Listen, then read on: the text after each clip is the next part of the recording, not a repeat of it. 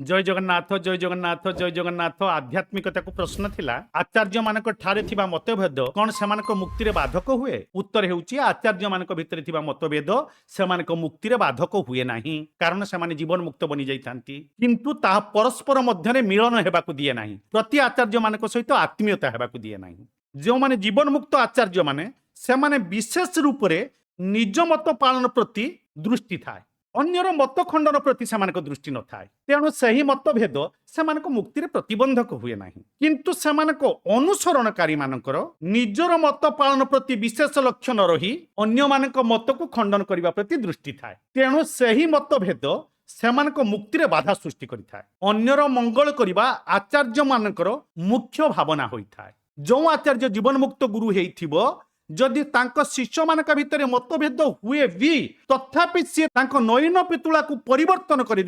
दिव्य दृष्टि सबु जगार से गुरु समस्त को समान देखा शिष्य मानकर मतभेद को भी दूर कर पारे पुणी आज प्रश्न होची आमे मुक्त हो जिबा परे जो सूक्ष्म अहम रही जाए ताहा कौन पुनः आमको पतन कर दे पारिबो। जय जगन्नाथ।